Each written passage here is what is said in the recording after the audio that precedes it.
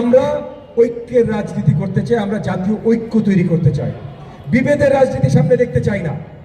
এবং এই ঐক্য তৈরি করার সবচেয়ে উত্তম জায়গা, সবচেয়ে উত্তম সময় পবিত্র রমজান মাসের থেকে আর কোনো সময় হইতে পারে ভাই? না। এবং সবচেয়ে উত্তম জায়গা এই যে আমাদের ইফতারের টেবিল। সো আমরা ঐক্য তৈরি করছি, জাতীয় ঐক্যর মাধ্যমে সামনের বাংলাদেশ আমরা করব।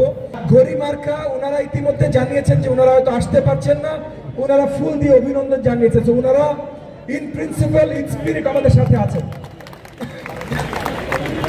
সো কলেজ মার্কার মুনিশ সাহেব ইতিমধ্যে চলে এসেছেন।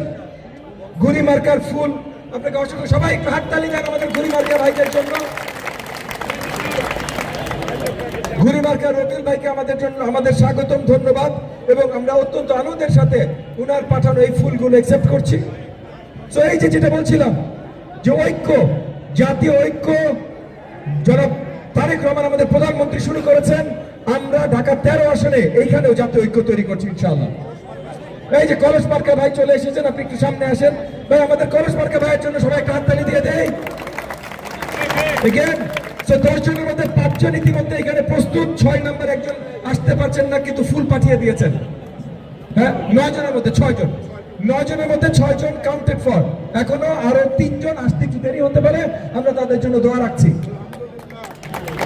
সো ইফতারের সময়টা খুব কাছে এসছে, আমি বক্তব্য বেশি লম্বা করবো, আমি ছোট কয়েকটা কথা আপনাদের জন্য বলবো।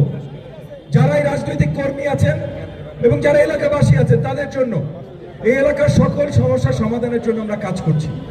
আপনাদের সবাইকে একত্রিত হইতে হবে।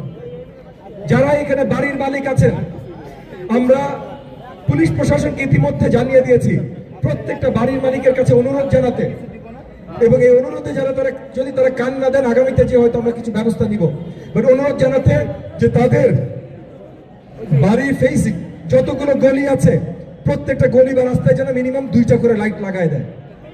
আমরা অন্ধকারে আমাদের এলাকা দেখতে চাই না।